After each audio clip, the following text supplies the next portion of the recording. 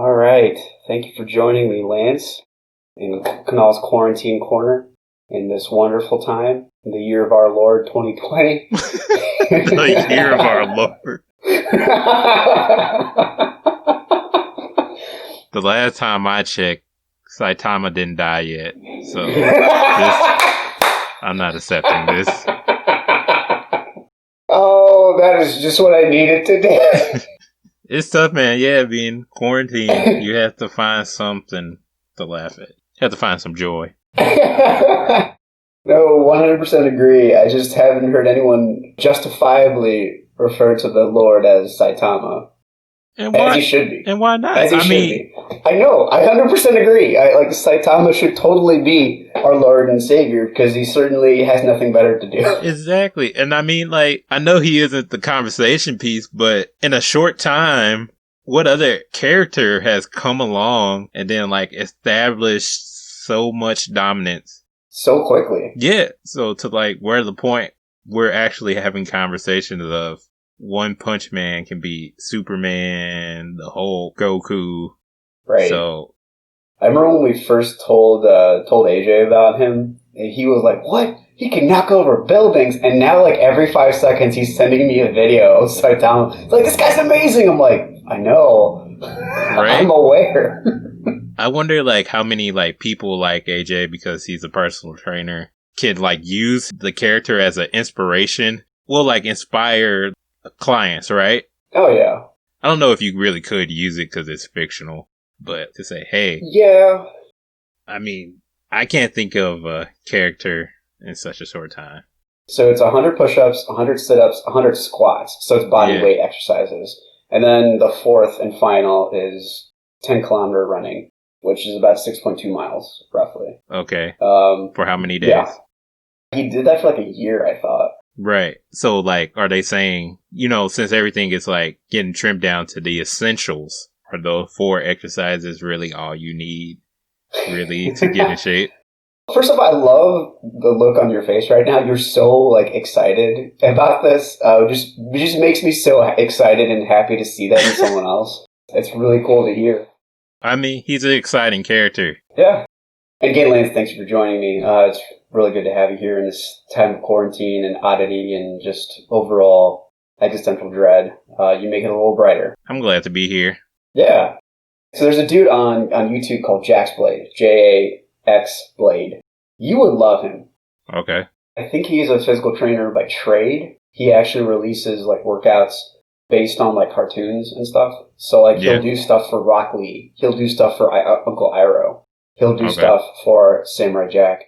And he did one for OnePunchMan as well. So he did the workout that he was talking about, and the only thing that really stopped him from continuing it, I think after day 20, is that his knees started to really give him issues with running 10 kilometers a day. Yeah. So that was a lot for him, apparently. He has since healed from those injuries, but that was the only thing I think that threw him back. Yeah. Unless you're training for the Olympics, or something like that, I guess you could space them out more. So, yeah, I mean, you could adjust it. I'm sure you could, work your way up. Yeah, and have that be the goal instead of doing it every day. That would make more sense. Yeah, definitely. I don't want to take this part out, but we are here for DVC. Yeah. So what I'll do is I'll keep this section for our One Punch. We can talk about OnePunchMan next time. No, I mean, fuck it. You could keep. Do you want to do OnePunchMan today? I mean, one of the points I was going to bring up, I do feel like Dragon Ball Z inspired OnePunchMan. Oh, definitely. That was going to be one of my conversation pieces. Okay. The children, if you will, of Dragon Ball Z. That came as a result. Yeah, I think a lot of anime that we see now today, and even a little bit ago with Naruto and One Piece, were inspired by Dragon Ball Z. Oh, definitely. We can have a day about OnePunchMan, though. Yeah. If you want to do that. Definitely. I think that would probably be more accessible. Because we're both wearing Dragon Ball Z t-shirts, and so I figured we should go that route today. Yeah. When I was carefully planning for this podcast about 3 hours ago. That's too much time. You put too much thought into this. Going for casual. I should have planned for it earlier, honestly, but I did it today because I was like, oh yeah, today's Friday. time is relative at this point. So I was thinking about what makes Dragon Ball Z such a big thing, right? And what makes it like, because I remember going back and forth with you, like, what are we going to talk about this time? Because we had a previous time that inspired this one, and we're like, okay, where do we start? And yeah, I like the way you hit it as like it's this is essentially like as kids of the Dare generation. Let's go with one of their roles that totally succeeded in making kids not do drugs. The Dare program. So like it was the gateway. It was essentially the gateway anime for a lot of people who like watch the Toonami broadcast. Dragon Ball Z was that anime, as well as Dragon Ball, and whatnot. So fun story. You probably know this, but Dragon Ball Z was actually a mistype of the title. Okay. I don't know if you know this. I did not. Yeah. So they wrote 2, but when it was ported over, either on the English or Japanese side, they thought it was Z. So they're like, oh, okay, Dragon Ball Z. We'll go with that. And it was like, no, this is the continuation of Dragon Ball. But since it was received so well, they just stuck with it and they kept on going for it. Okay. Dragon Ball, just a quick synopsis on what it is. Yeah. And then we'll go from there, and then we'll tie up with what it means for both of us and what it means for anime in general. Yeah, absolutely. Cool. So it's actually based off of Chinese myth. And I really like the way that Death Battle, a YouTube channel that covers people from like Goku versus the classic. Great channel. Right, great channel. I really recommend it. They just did Obi-Wan versus Kakashi, by the way. Ooh, that'd be good. Yeah, that was an interesting fight. They basically take all known canon of the said character, and then select their highest abilities and tendencies, skills, gear, what have you, and then they put them against a character from a completely different background. So that you could have like Deadpool versus Rainbow Dash, or you could have Goku versus Superman, classic fights. They actually did 2 of them because it was such an uproar. And so they said it really well, where Dragon Ball is based off of the old Chinese myth story, Journey to the West. Journey to the West is the legend from when Buddhism comes from the Silk routes into China. Specifically, like taking Sanskrit and then bringing it over to China, which is this new understanding of religious liberation and what have you. And the Dragon Balls are the Lotus Sutras, which is what are transcribed by the monk. The monk is actually Bulma. Son Wukong is Goku. Okay. Goku's name, Son Goku, is the Japanese version of Son Wukong. It's interesting to see a Japanese take on a Chinese story. And it truly has, and this is what Death Battle said the best, is like, it truly has been a journey to the West, because it is like utterly exploded on the American, Australian, UK stages. Everybody loves it. And this is something for the last 20 years, which is astounding. Right. And if you think about anime, like you'll definitely hear like Pokemon. Yeah. But that's also done its own kind of thing, as you pointed out before. Oh, yeah. Like people kind of forget that Pokemon's an anime, but it's because it just exploded on trading cards, Game Boys, Pokemon Stadium, Pokemon Snap, which is a forgotten classic of the N64 era. That's the photo one, right? Hell yes, it was the photo one. Okay, yeah. If you did not get Pikachu on a surfboard, then what were you doing with your life when you were a kid? Yeah. I remember renting that from Blockbuster a bunch of times. Oh, that whole sentence was beautiful, Lance. Thank you. Yeah. I mean, that's another story for another day, but back to Dragon Ball Z. It can be. Yeah. Yeah, and so like the one of the big number of animes are going to be Pokemon, Naruto, and of course Dragon Ball Z. I would combine Dragon Ball with that. Yeah. We'll focus on Dragon Ball a different day, but today we'll focus on DBZ. So it really comes to fruition on the Western scale from the Toonami broadcast. And from that point on, we had other shows, as we've talked before, like Tenchi Muyo, Rurouni Kenshin, Yu Yu Hakusho, which is a big favorite for the 2 of us. And then this weird show where a couple of guys just yell and power up and have these bioelectrical fields that come in front of them. Right. And all of a sudden they can defeat their enemies. What was Dragon Ball Z for you? I think for every adolescent boy at the time, it was violent. I mean, if we keep it simple. True that. It was violent. You had people beating the shit out of each other. I mean, if we just keep it simple, that's what it was. It wasn't complicated. It wasn't a love story.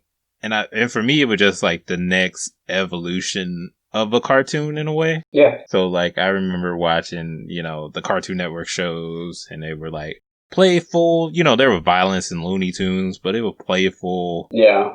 No world-threatening issues. And then along comes Dragon Ball Z. You have this guy who's dedicated to his craft, really. You have people that support him. He have a team. He has friends. And they're trying to save the world. And I think that makes for a compelling story at the end of the day. I do see like a lot of influence from American superheroes in some respects. Definitely, yeah. A lot of how he gets started out is a lot like Superman. Yeah. And how he comes to a new planet as such. Yeah, definitely. And I think that plays a part into it too.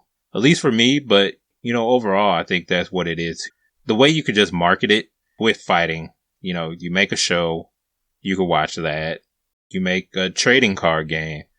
You make video games, a fighting game, It's just different markets that Dragon Ball Z touch and could touch. Yeah. And, it didn't matter that there was like 2 Dragon Ball Z games each year. You just lined up and you got them. Yep. You didn't want to be the kid without knowing about Dragon Ball Z. It didn't matter. White, black, brown, Indian, blue, green. If you were a boy at the time, you watched Dragon Ball Z. You knew about it. Yeah. You didn't care if you were the preppy kid, the thug, the hoodlum, it just didn't matter. Even if you lied about it to your friends, you still probably watched it. Yeah. You probably still caught it here and there. Absolutely. Let's take away gender too. I feel like I definitely, have female friends, dated females who would be like, oh, you watch Dragon Ball Z. Like, you watch that shit, This Japanese cartoon. Yeah, the Japanese cartoon. And I think it was even recognized by our parents. I just think it grabbed everybody's attention. I think it is like, in a lot of respects, other than Pokemon, like the first mainstream anime, if we really think about it. Oh, yeah. Definitely ingrained itself into pop culture. Bunch of rappers. Yeah. Chance, Gambino. I know RZA has a lot of old school kung fu references. I don't know if he's a big Dragon Ball Z fan. I have to check. Right. But a lot of rappers love him. Logic is actually good friends with Steve Blum. Okay. Who was voiced Spike Spiegel and stuff like that. And a lot of those kids are like 5 to 10 years older than us. Okay. So they were in that same kind of age range to catch it. Yeah. One of my instructors is a huge Vegeta fan to this day. And he's in his 40s. And so he's a quiet nerd about that. Yeah. If he's listening to this, he knows who he is. I mean, I had to give him shit on that, though. If we go in there with Vegeta. We totally can. Go for it, yeah. So, at this point in Dragon Ball Z, Dragon Ball Super, whichever one you follow or you watch, I think the show wants you to believe Vegeta is like the second guy, right? Mm-hmm. I don't know if I agree with that necessarily, just because who has Vegeta really beat? Other than Goku, who has the resume? And that, if we consider the Z Fighter as a team, right? Mm-hmm. If we look at their win-loss record, if we look at like them as like fighters, who really has an impressive resume other than Goku? Vegeta, pretty much, yeah. You think Vegeta has one? I don't think Vegeta has one. Like, who has he beaten? Oh, that's true. Well, okay, then lay it down for us. Let's go for that. I don't know. I think they do Vegeta wrong a lot. He's a character that has a lot of depth. He does. And he has come around from being evil to good, too. And yeah. I think you're onto something, though. Continue, yeah. Yeah. I think the show or the writers get too afraid with letting the other characters get some spotlight. Because if we really look at it, we start with the Saiyan Saga. Right. So Raditz coming down? Yeah, you could chalk that Raditz up to Piccolo, but, Goku was the driving force in that defeat. Definitely. Vegeta and Nappa show up. Everybody's just basically stalling for time until Goku gets there. Right. So you couldn't even have and correct me if I'm wrong because it's been a while since I've seen that. Yeah. But like, Goku takes out Nappa and Vegeta. Yeah. You couldn't give Gohan Nappa, that one win.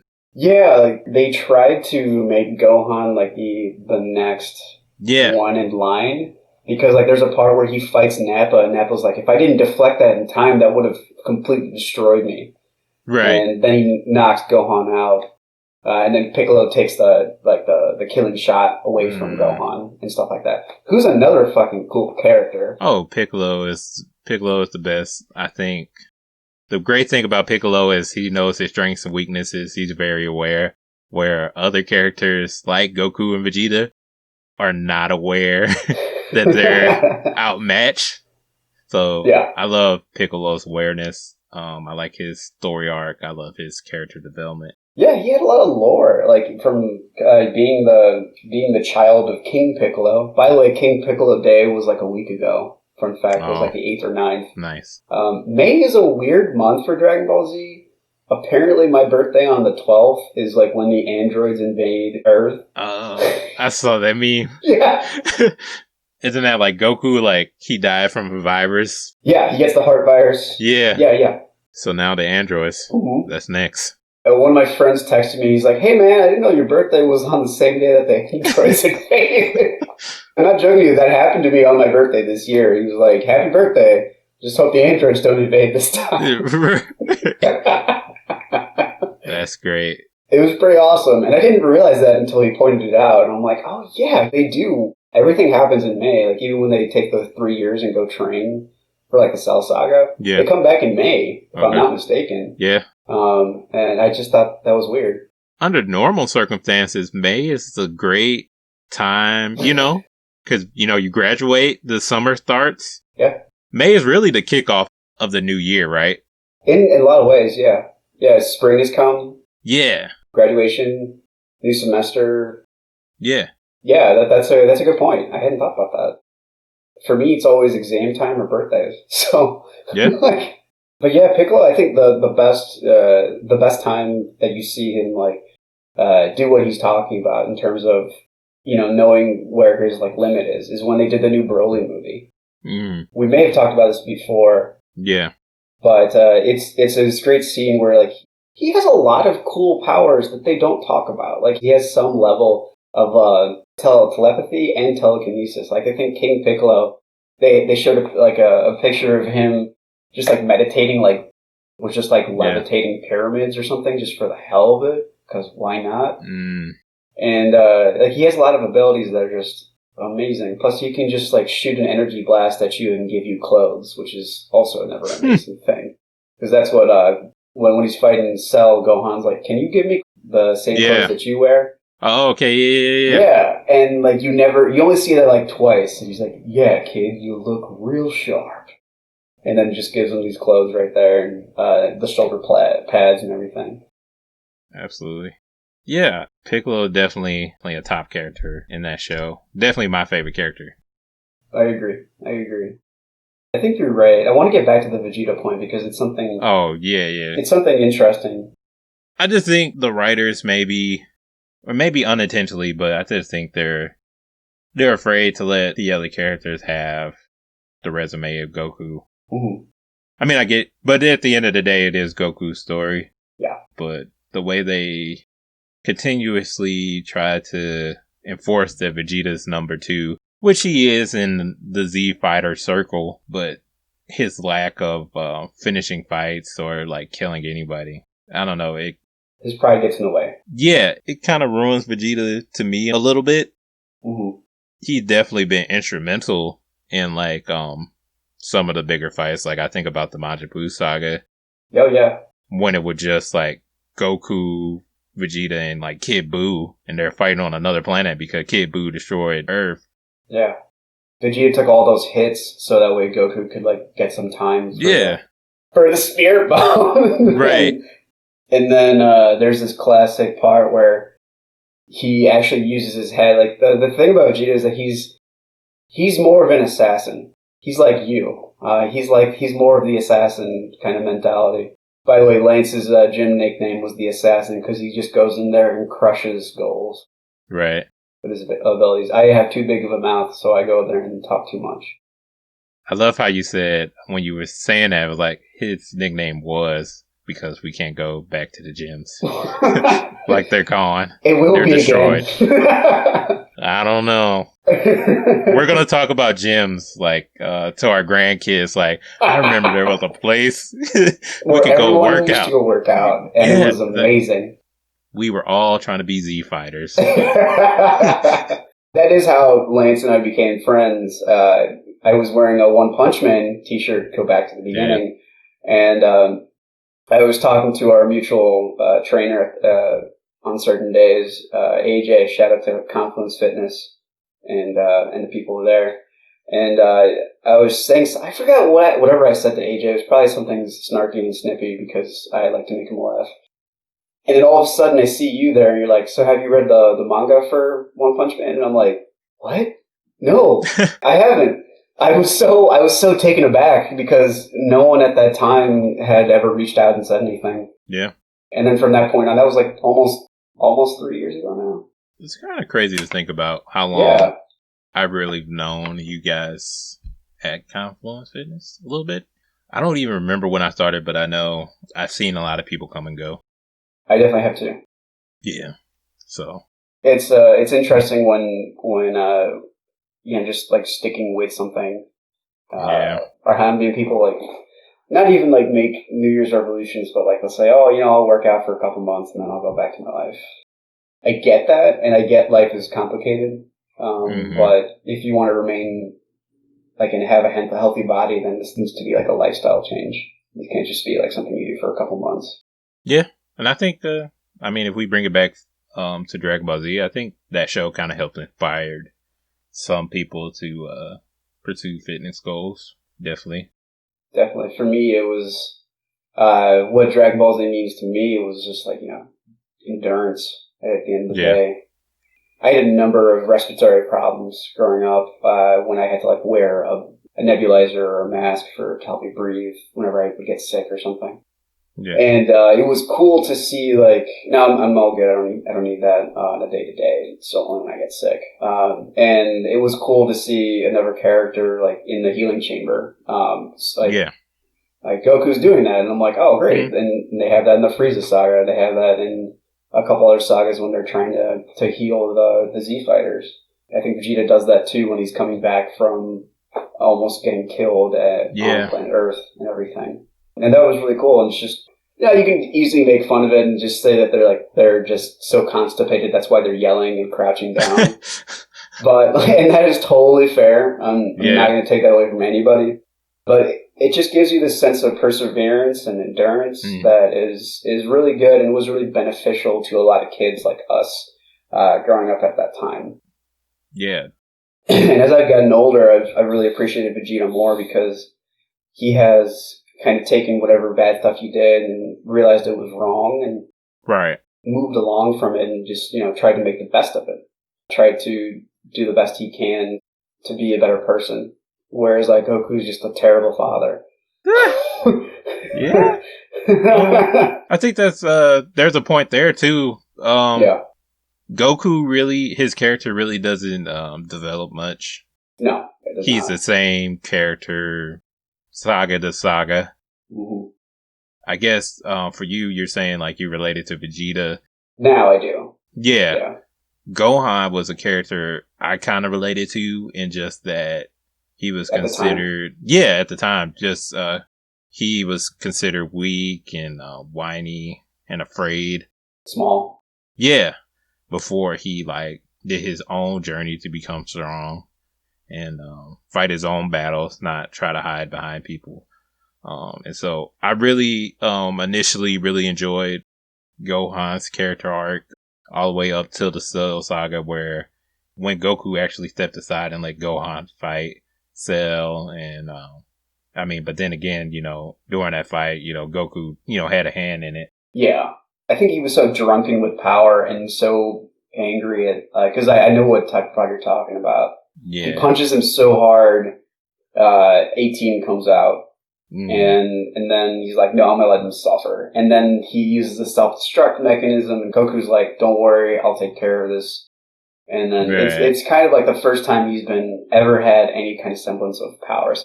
And plus he's a teenager. Yeah. There's some part I gotta give to him there. I think that was kind of like a downfall for Gohan's development, just because following that was the Buu saga. Yeah. I'm not mad at the Great Saiyaman. I thought that was a very interesting way to bring the show back. They could have lost the cape. The cape was dumb. Nah, you don't lose the cape. The cape stays. If I'm looking at it, I think at this point they kind of realized they were kind of getting compared to American superheroes, and they were just kind of trying to parody that a little bit.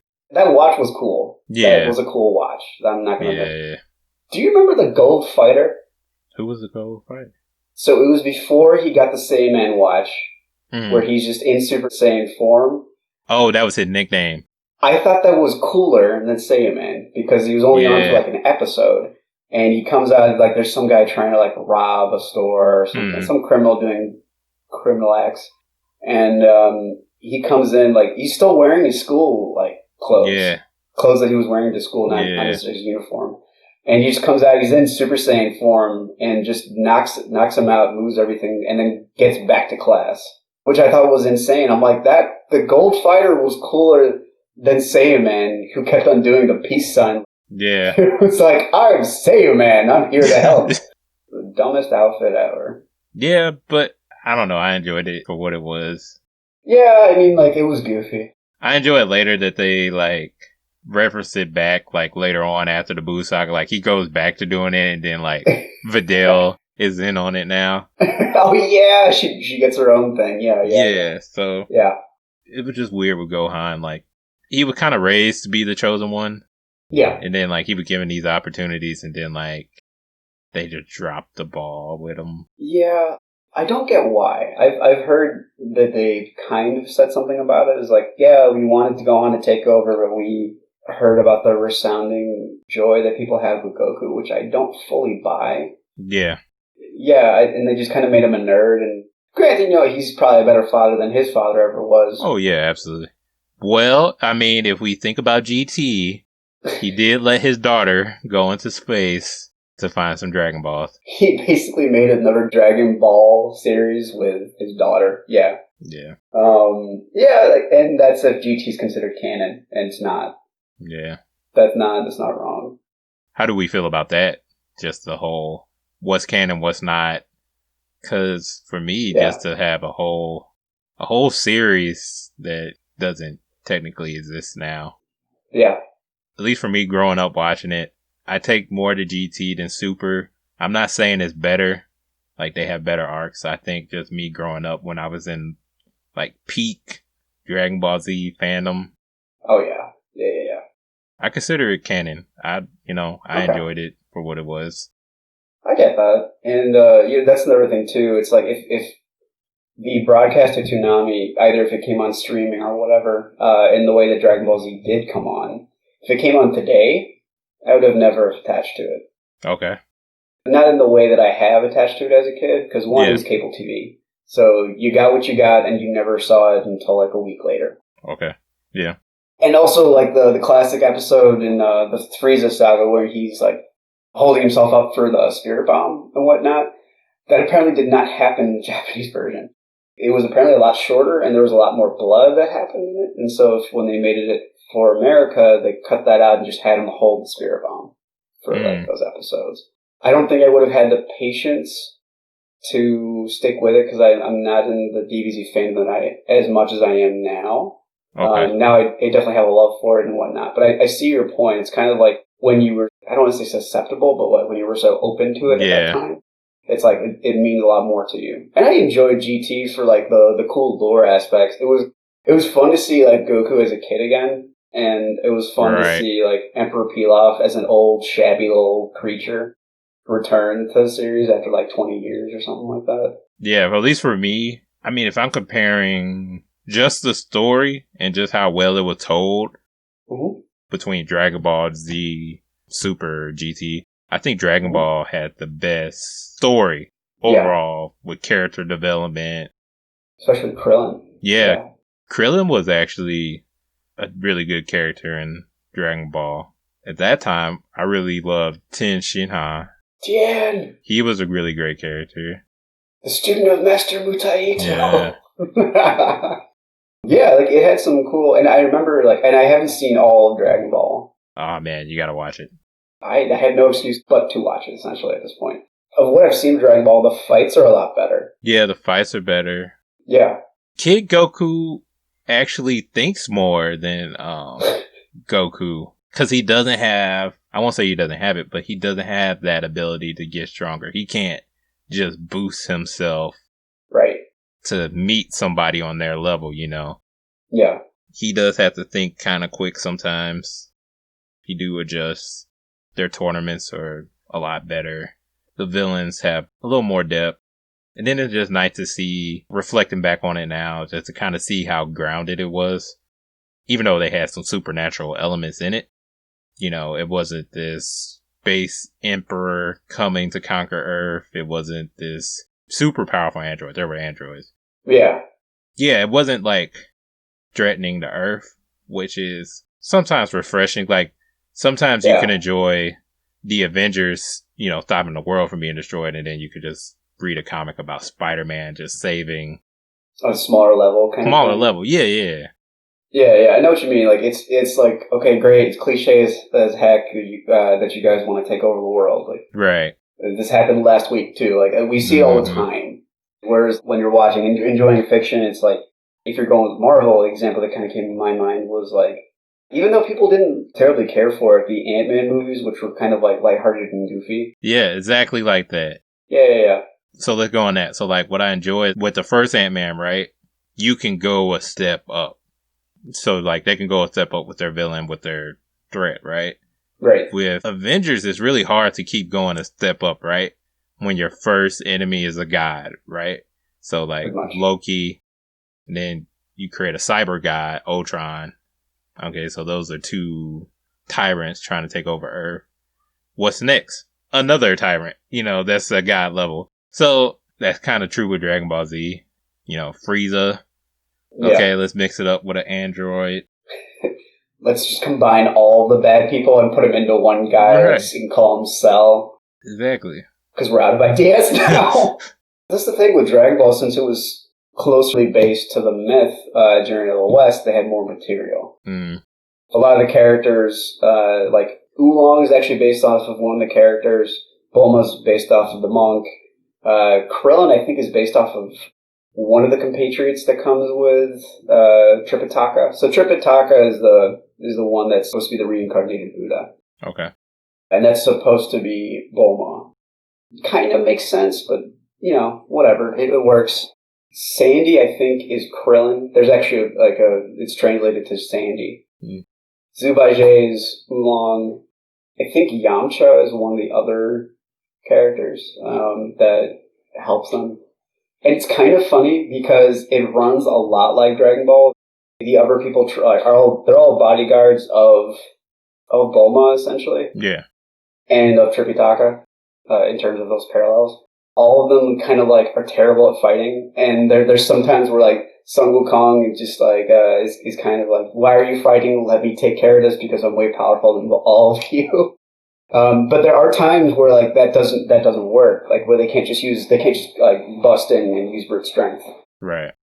And there's moral aspects that go with it too because of Buddhism. Like he can't go and Tripitaka is like, you can't kill people, and Sun Wukong is like, what? That's nonsense. Yeah, but that's a bit of a divergence. But it's cool to see. Like, if you get the chance, man. Like, there's a great YouTube series. It's called Overly Sarcastic Productions, and they actually run through in like 10-minute increments of each part of Journey to the West. It's a shout out to that channel. They do a good job. They just released a new section about a month ago, and they do a good job of breaking it down. Okay. Yeah. I want to talk more about how the change happens. The moment Raditz comes down, everyone kind of gets sidelined. Everything that was mystical is now scientific. You find out that King Piccolo is actually not a demon. He was just an alien that came down to Earth. Yeah. That was actually the bad half of someone's personality. then the planet that guy was from still have the same people there. So we're talking about Kami and the Namekians, essentially. I don't know if you heard about this. Within the last decade, there was a petition that when they found one of the new Earth-like planets, to name it Namek because it looked just like Namek on the outside. Lance is so happy about that. If you listen to the recording, he just rubbed his eyes in delight. It's like I'm a nerd to a point where I like to keep things within the culture. I don't know. I don't need a planet named Namek. I don't need it either, but I just thought it was fun. I mean, if you could really get a lot of people behind it, I don't see why not. I mean, if you out of names, sure. Name it Namek. That was another thing too. Like, this is the first name we ran to after all of them. Yeah, I think you have a good point that it did kind of lose some lore with some things by really getting into the science fiction element with aliens. I mean, even with Goku, I mean, you could even say like they thought Goku was like a demon child. Yeah, that's right. But then you introduce other characters just like him. It kind of takes away from the character a little bit. Maybe not back then when I was watching it, reflecting on it now, kind of, because there's shows now, other animes who do it, where the main character has the same powers as the enemy, or is of the same race or culture as the enemy. And, you know, sometimes I kind of feel like I've seen this, I'm tired of it. Yeah, it's become a trope, which is, you know, it's a good thing, it's a bad thing. It shows the effect that the show had in other shows. Absolutely. Bad thing because we've seen it a million times now. Right. And that's something that kind of goes back to the introduction that we did to this episode. The Dragon Ball babies. That's what I call them. That's what I call, like, every anime that I feel like Dragon Ball Z influence. Do you mind if I use that from now on? What, Dragon Ball babies? Yeah. Sure, I don't care. Thank you very much. I'm going to totally use that now. That's awesome. And it's like OnePunchMan kind of turns it on his head and just says, you know, like, whoa, this is great. We're going to have fun with it. I love how whenever they try to do like an anime intro for a new character or something like that, for like their plight and everything, instead of, and Genos, if you guys hadn't seen OnePunchMan, this essentially has just become a Dragon Ball Z OnePunchMan episode. I mean, you could, which I'm fine with. I mean, we add Naruto into it too. Sure. With the story, not so much of the story, but I mean, yeah, in a little bit, like with Naruto and Sasuke's rivalry. Yeah, Vegeta and Goku. Yeah, how it can be friendly 1 minute, and then it could be they hate each other. Like, yeah, antagonistic. Same thing with Hakusho, the Yusuke and Hiei. Yeah. All the time. I initially thought that when I first was watching that show, Hiei was introduced and he was like a villain that... His hair was exactly the same. Exactly the same. Like, you know, definitely the design elements are definitely there with a lot of these anime. And he was shorter. Yeah. Mm-hmm. I also thought it was something too that he's like the enemy that he doesn't kill. Goku will kill Raditz, Nappa, Frieza, Cell, but he didn't kill Vegeta. Like, oh, I spare him. Yeah, he did spare him, didn't he? Yeah, and so they turn over a new leaf. But, you know, that's carried over in other animes. So yeah, like you said, Yusuke fought Hiei, spared him. Mm-hmm. Yeah, no, that's kind of hitting me now. I didn't think about that before. So like with One Piece, I think the character design is there, that he looks a lot like Goku, or carries a lot of the same elements, carries a lot of the same traits. There's been fan theories that he's like 100 generations away from Goku as like his descendant. There's crazy fan theories that he's so diluted in the same bloodline at this point. Yeah, and I was like, oh, that's a cool theory. I mean, even with with the Jump Force video game that came out a while ago, you know, they were just justifying that. So like Shonen Jump is like this mediary world that can pull from other worlds, other universes. So I mean, that's a really good theory. That like, so maybe Goku in Dragon Ball Z is like the main Earth 1, if you will. And then all Earths it branched out from it. So there. like Earth 2 is Naruto. That's interesting. Earth 3, One Piece. Or at least one of the earlier ones, because they bring in like Fist of the North Star too, which is like from the 80s. Like if we're talking about Dragon Ball Z's effects, like you can see it from there too, like dramatically. The way that he does like the 100 fist punch, almost identical to 3 years later when Dragon Ball comes out, and they use that in Dragon Ball Z. I think because I did see something before where it was like these kind of grandfather Shonen Jump animes where it was like Dragon Ball Z, Fist of the North Star, and I think this one anime called Kaniku Man. Oh, I think I heard about that. Like later on, it becomes like about wrestling, and then there was it's like a Planet Wrestler. Yeah, but then there's like a couple other ones. I don't know why those didn't have like a similar legacy in the West like Dragon Ball Z, but definitely those influences were felt in Dragon Ball Z and then like carried on into the other anime. I think my whole point with it is why I call them the Dragon Ball Z babies. It's just because you just see a lot. You see a lot of the influences in them where maybe Fist of the North Star is a little more subtle. Yeah. But yeah, I'm not taking anything away from Fist of the North Star or any other anime. Oh, no. I didn't take it like that, but no, definitely. I'm just justifying it to the audience and myself a little bit. I appreciate that. Yeah, it's really cool to see its effect on everything today. Like, I've been watching Community. Yeah. And so I had never seen it before until the quarantine started. And there's a part where they're playing foosball. Yeah. And specifically, like, Jeff and Shirley find out that they, 30 years ago, or 25 years ago, apparently Shirley bullied him, and that was the same kid that she bullied and made wet his pants at foosball. So they have an epic battle, and it's straight up Dragon Ball Z. Like, it looks like the Frieza saga when Namek's about to explode and everything. And I thought, I'm like, all right, Community did it. And it's cool to see its effect in different other media, not just anime in general. Like, it's that big of a deal now. I think even Jackie Chan said his favorite character was Goku in all of anime that he's seen, which doesn't surprise me because he has that kind of personality anyway, of just like liking life, essentially. I mean, there is a part of me too, like as glad as I am to see things, anything have an impact. I think sometimes it's overdone a little bit. I mean, we've already talked about it, how it's overdone. Like, so for me, I don't really consider it directly a Dragon Ball baby, but Attack on Titan. I love it, man. Right. Attack on Titan, with the main character finding out that he's a Titan. I think there was a little effect of Dragon Ball Z in it where I get that. I just didn't need it.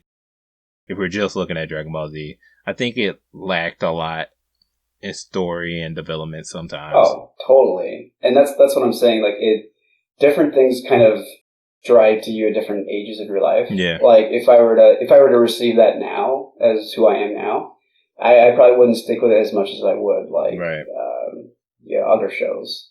Like My Hero Academia does a really good job of. I think my friend Alejandro said it the best. So the guy who voices All Might is the one who is Christopher Sabat. He voiced Piccolo. He was one of the main guys for Piccolo. Yeah. There were other guys, but he's the one that stayed. He said that it's an anime that people who were our generation that watched the Toonami broadcast of DBZ and all those other shows I named, to now potentially having children or just being older. It doesn't matter. Just seeing that you can't just fight hard, you have to fight smart, you have to use your head. Right. And that's what My Hero Academia does a really good job about. Because, like, okay, fine, it's the same kind of... Your main protagonist is Midori Deku, and he has, unbelievable... He's the one for all, and the bad guy is all for one. Yeah. They're the inverses of each other. So, like, he has that, but he's like, this comes with limits. This comes with cons of that you can hurt yourself. Right. Like, his hand is irreparably scarred now on his right hand for just overuse. Like, it's very... Yeah, okay, your endurance is good, your inner strength, your heart is very strong, but you can't just run and live life like that. You have to, there's more parts to you. And like, there's parts there, they show a lot of sacrifice. They show a lot of what it means to make the best of life, where you have to make choices that aren't the easiest choice. They're often the lesser two evils. But I thought it was a really good way of showing kind of an evolution of showing things as more complicated. And I thought that was really cool. I just had a crazy thought while you were just explaining that. So what if we look at Dragon Ball Z and My Hero Academia as the evolution of society, right? Where us growing up in our generation, I think this is the last time we've, like, kids or anybody that's ever really said this, they said you could be whatever you want as long as you put your energy into it. So in Dragon Ball Z, he can defeat anybody as long as he put his power into it. You know, that's kind of the justification. Where My Hero Academia, like you said, you got to work. No, you have limits. You can't just beat them this way. You got to try this way. So maybe like this is like society saying that, hey, you know, we have to stick within our limits and we have to know how to work around it. It's cool. Yeah. You want to be a ball player. Hey, it's cool that you want to, you know, be a movie star, but there's more to that. Let's really look at your limits. You know, let's really look at society. You know, let's take a deep look and see what we really need and where we can send you, where you can have the greater impact on society today. And it's also like, you know, you have to have, like, not everyone has quirks. Yeah. You know? And like, there are also people who are like talented. Yeah. There's always this thing, like, there are people who are talented and those are people who work hard. Mm-hmm. And of course there are varying in betweens. Like, I've done some martial arts and mm-hmm. like, I've definitely met people who I've trained on a low level. And I'm like, oh, wow, they have a lot of talent. And then they just kind of quit after a while. I'm like, oh, they tried it out. They're good. Yeah. And that's fine. Like, you can totally do that and whatnot. And then there are people who just don't give up, who just keep on coming back and back and back and back. And this kind of goes back to what we were talking about the gym, too. Like, just because you're really good at it or just because you're really bad at something mm-hmm. doesn't necessarily determine your success. There's a lot of factors that go into it. So you have a really good point. I like that point. It's just like, it really shows you, like, what are the problems in society, what mm-hmm. you can really do as your abilities in society. Right. It's got really deep, Lance. I did not expect this. And This is awesome. No, this is great. This is gold. And that's probably the deepest anybody's ever thought about Dragon Ball Z, honestly, reflecting on this, I thought. Because, like I said earlier, I mean, it was really just simple why we liked it. We liked it violence. We were attracted to it. Yeah, I mean, like, let's be honest. It was plus the art style was amazing. Yeah, and I mean, at the time, I mean, if it's the introduction to anime, like I said, you just didn't see it. You didn't see it in Looney Tunes. You didn't see it in other cartoons, like Dexter's Laboratory was one I watched. Oh, yeah. Good one. Even the Powerpuff Girls. Even, like, if we go back to, like, the Spider-Man animated series, the Batman animated series, and then, like, maybe Superman's animated series was, like, the craziest fights we would see with them, like, flying around, punching into buildings. But, you know, Dragon Ball Z, it did it on an epic scale of, like, hey, he just punched a dude, like, halfway through the planet. You know, they're fighting on a dying planet. They're still going at it on a dying planet. Yeah. Two things. One, apparently that fight was only supposed to be, like, 5 minutes long. There's some random theories on the web that say because they were reaching such high levels of power, Frieza's at max, Goku's at the new Super Saiyan level, that they were moving so fast that like normal eyes couldn't get them. I think that's BS because I think it's just a way for them to like justify that, like that they'll say like you know, we just need to fill in episode gaps, so we're just gonna make it longer. Yeah, I mean, but I can believe it's 5 minutes because you've done martial arts. If you ever been into like a fight or like any type of struggle, in the moment, it feels like forever. Yeah. It can feel like forever. And then like, so I do security. So like there've been instances where I'm like getting into it with a guy and I'm like, man, this was like 10, 15 minutes. And I go back and we watch the video. This was like 3 minutes. It's very on the point. Like, a lot of the training that we do, for martial artists, like, the encounters should not really be longer than a couple minutes. If it's longer than that, like, you're either at a competition or you're with someone who has a crazy cardiovascular system. That usually never happens. Like, how many Olympic athletes do you apprehend? I don't know. No. I mean, that's what I thought. if they're Olympic athlete, they're gone. I'm not trying to. I'm not trying to catch them, but I definitely been in martial arts before and like sparred, and it definitely feels like the longest 2 minute. Like they'll do like a 2 minute round, and it definitely feels like the longest. And then you check. It's like, oh gosh, that was like 30 seconds. What the hell happened? Right. Like, yeah. Well, let's say you do like a round sparring somebody. I don't know how you did it in yours, but I do remember like these like 1 minute round, 2 minute rounds, and then like, okay, now take a minute round break. That break feels quicker than, the actual round fight. Itself. Yeah. The way I do it is we do splintering. Since ours is like not for profit, we do a lot of we run a lot more drills, and we're a little more relaxed, and we do it for fun. And we do sparring one-on-one with like certain instructors and stuff, but typically it's done with higher level students, not to make myself on a pedestal or anything, but we do a high level. I mean, I'm trying to be an asshole. Talk your shit, man. Talk your shit. We try to do it with higher level students because they can take care of themselves a little better, and they won't get injured as easily. Gotcha. So like even professional fighters don't spar as much as you probably would think. They do it. They definitely do. Like, they might spend an hour doing it, but that, there is the risk for doing that and getting injured, and then then the entire fight's derailed. Then you can't do anything. Sidetrack story. So I think it was like 2011, 2012. I was at this place called the Boxing Gym, and they had a Muay Thai class. And so I was in the class. I was young. I was losing a lot of weight. This is what I always tell AJ. Like, that was like the lowest weight I've been in my adult life. But I remember they did have like fighters who were like there working out, and they were sparring. And my instructor was like, "We want you to spar with this fighter, dude." Right? Oh no. But he was really cool. Like, he was like, okay. He's also preparing me actually for a fight. Like, he isn't going to go.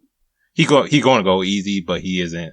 He's meeting your level, essentially. He's not being an asshole. Right. Okay, that's good. But the one thing about me during that whole class, like, I guess if there was any highlight to my ability, was the power in my legs and just like how strong they were. So he was like giving me like leg kicks, but it was like backfiring on him. Like, he still whooped my ass in the sparring, whatever, however you consider the sparring matches to go. Yeah. To be better. Yeah, so he definitely whooped my ass, but at the end of it, his leg was like messed up. It was sore. It was bruised. Like, so I think a week later, because he was fighting that weekend, a week later, find out he lost the fight. And I kept thinking to myself, like, it was my fault for like him losing. So yeah, it's funny to hear you just say that like sparring has a bad effect, you know what I mean, on fighters. That is really reassuring to hear. I mean, it sucks that he lost the fight, don't get me wrong. But it's reassuring to hear that that story match, that knowledge that I've been told by my instructors isn't just an insular knowledge, like it's knowledge. Right. Which it's cool for me to hear that, because everyone, like, the moment, like, it's why I don't lead with it. There's a couple things I don't lead with: anime and martial arts, because typically, like, people will like think I'm just like hentai and senpai, or they will or they're like I've had people like kick me in the knee before and stuff, like right on the spot. And really? I tell them that. Oh, they're trying to test you.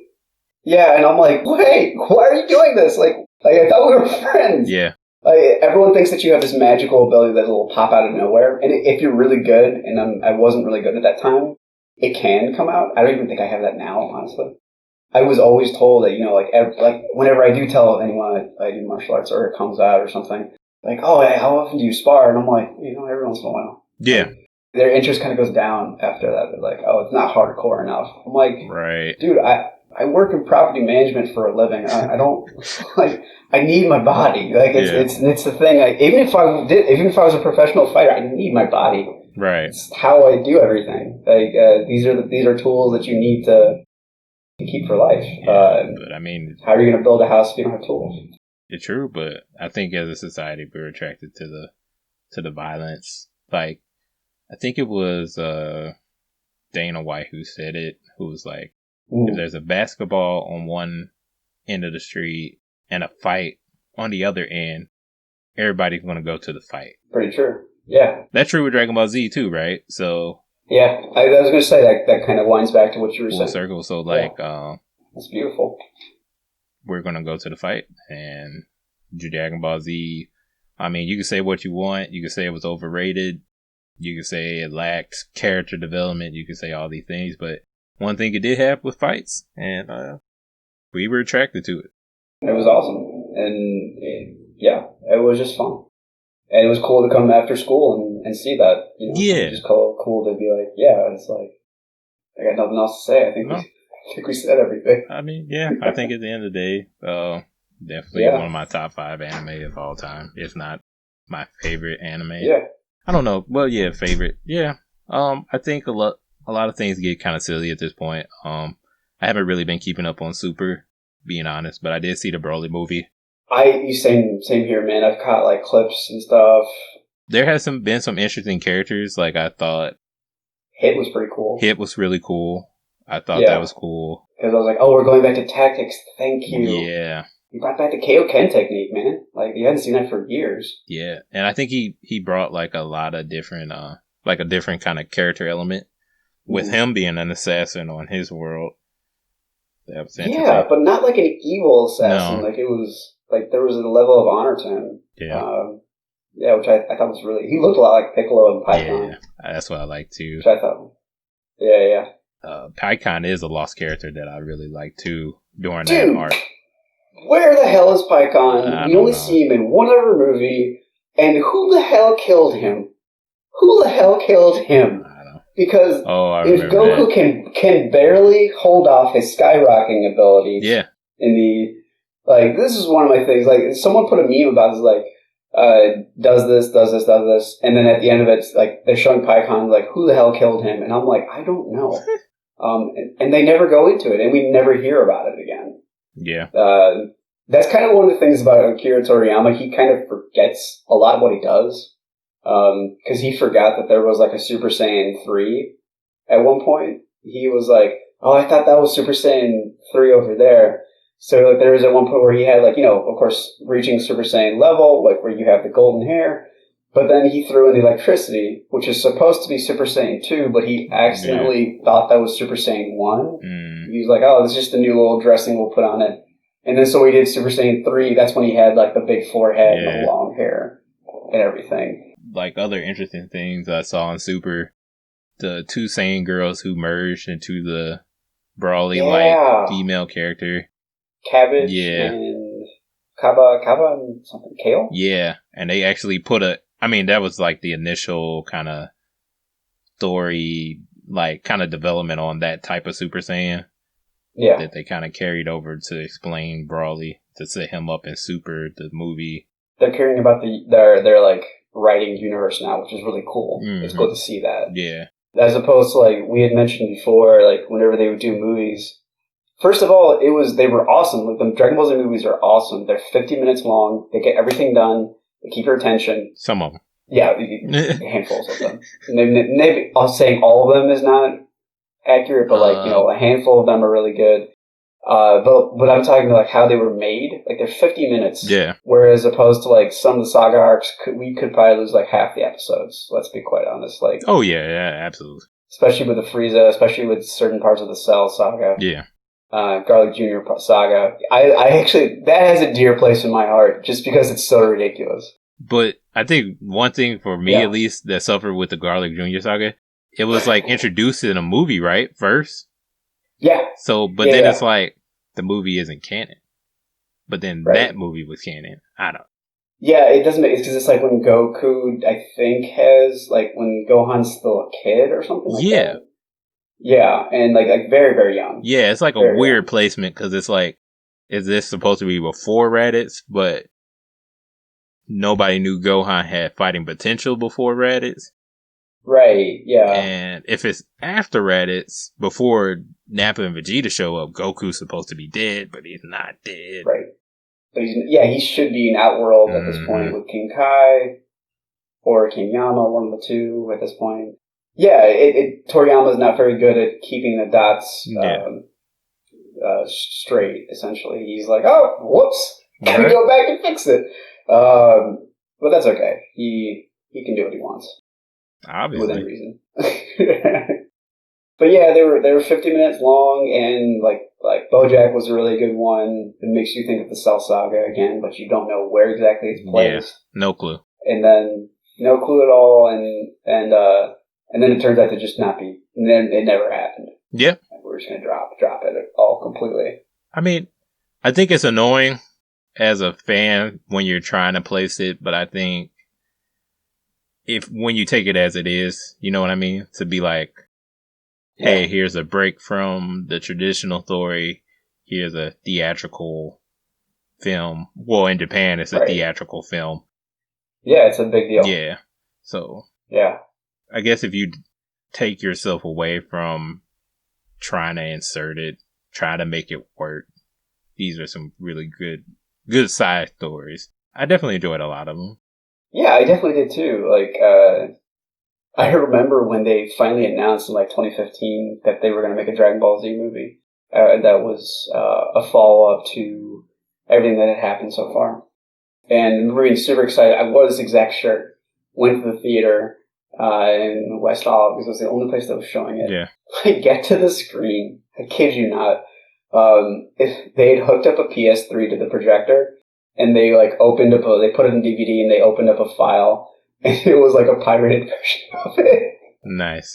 And it was Bell the guy. It was so like everyone in the theater just starts laughing. And then it just starts. And then it just starts. And you forget all about it. It just starts. And we go like we have no other way of seeing this, so whatever. And so we saw it, and it was in English, and I was like, oh, this is great. And then it garnered so much reputation that they were like, that's when Super was starting to be put in production. And so then they did Resurrection of F. So if you've seen both of those movies, you can actually skip right to season 3 of Super. Yeah. So that's what I've been hearing. Yeah.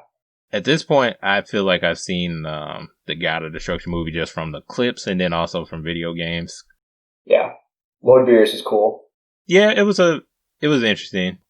I don't know enough about the character. Maybe if I actually sat and watched it, I could say, hey, this was a good direction for them to go. Yeah, it's fun. I just like the voice actor they have for Beerus. He does a good job. And I find it interesting how like the guy that has the halo and the staff is actually his trainer. Right. He's stronger than him. Yeah, and they're apparently called the Angels or something like that. One of my buddies is seen all of Super and tells me all about it.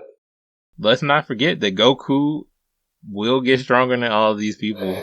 I think we both seen the clips where they hint at it with his new form, where he's able to beat Ultra Instinct, you mean? Yeah, where he's able to go up with Jiren, who is said to be stronger than his God of Destruction and his Angel. Right. There's so much mystery behind Jiren that like, at least as far as I know at this point, I know nothing. Right. He looks like Kermit the Frog's albino cousin, and who had way too much creatine. That's right. Essentially. Yeah. Too much there. No, you got to call a spade a spade. That's steroids. Anime steroids. That's right. That is going to be the title of this episode. Anime steroids. That's what all these characters are. Yeah, I think it's interesting of where they're going. I hope they do more in terms of like good story writing. Yeah, I'm glad the anime is back in a lot of ways, even though I'm not watching it currently. Because for me, a little bit when they were just releasing the games without like that content, I was just kind of in a place where it's like, how many times are we going to tell the same 3 sagas over in a video game? And then we actually, that they actually get away with it and actually get people to buy it. Right. Yeah, I had gotten to a point where I was just done with it. I just kind of, at that point, I was hating to see one of my favorite shows just dragged out because it was lacking any original content. That's how I kind of felt about it too. I was like, I'd rather Toriyama end the story and then do something else. like make a new world, right? Which I know is a tall order, but I'd rather that happen than just kind of nickel and dime me for new stories or new like games that are the same thing. Yeah, absolutely. Yeah. So like Dragon Ball Z for me is just basically like I definitely see the Dragon Ball Z babies that show up in newer animes. It's cool to see that show up in other anime. I'm trying to think of a good example. Megalobox, which is this anime that's you saw it. Oh, cool! I don't think I've talked to you about this then. Well, essentially, for our listeners, it's not really clear about what the state of Earth is, but it's essentially like there's a lot of there's very, very rich and there's very, very poor, and this new sport has come in. And specifically, like, they just attach these cyber devices to said bodies, and they basically go into the ring and beat the shit out of each other, is the summation of it. And the main character's name is Joe, or he goes by Joe. We don't actually know his real name. And it reminds me a lot of Cowboy Bebop and how it runs in terms of like the music and style. Yeah. To keep your cyber exoskeleton like going, you have to have a lot of resources, have to be wealthy. And when they go on their first fight, it gets destroyed. And there's nothing in the rules that says you have to have an exoskeleton. So they get in that way. Yeah. And essentially, like, he takes the title Gearless Joe. And the way he keeps on just getting pummeled and pummeled and pummeled makes no sense. Yeah. He should be dead. But it's really cool to see his determination to get through and to get to the top. And they're mixed up into some crime that they're winning the championship to get out of that. It reminds me a lot of there. Definitely OnePunchMan has it. Other animes that are really good for it. Yu Yu Hakusho has some sprinkles about it too. Yeah. Yeah, I love seeing the Dragon Ball Z babies that show up everywhere. And I'm never going to get tired saying that phrase. That's so much fun. It's something that I've never said this before. It's something that definitely helped me just learn some level of endurance and when you're doing like trap bar deadlifts or bar deadlifts or just kind of goofing around with your friends, like it's something that is a generational bridge for a lot of people. Yeah, we connect through media a lot. You know, whether it's learning about the classics, learning about the Odyssey, learning about shows that we watch, or talking, and then meeting someone who you've never met before, or meet briefly. And like, oh, you like this show? Like, oh, it's great. Let's talk about it. Or you like this old classic story? Like, let's talk about it. Let's go from there. And that's a really cool thing about Dragon Ball Z, is that it flints so much and it can combine so many people together. Yeah, which I think is really cool. Ultimately, that's why I think it's awesome. Absolutely, and I think, I mean, just to sum it up on my end, I think it's a cool thing to be a part of. You know, our generation, really, to be a part of some type of history. So I think about my older brother who's like in his 40s, you know, he'll compare a lot of shows to He-Man and Thundercats. Definitely. In a way. So it's nice, at least for me, to have that show where it's like I can spot in all these new shows the influence. Definitely. So for me, that's really cool to see, you know, and to be a part of that.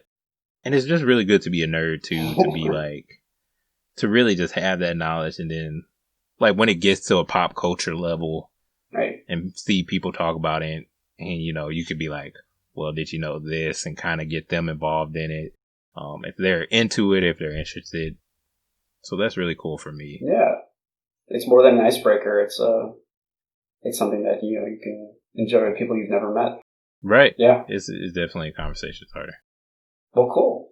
This has been beautiful, man. Thank you for coming on. Yeah. I'm glad that this finally happened properly. Right.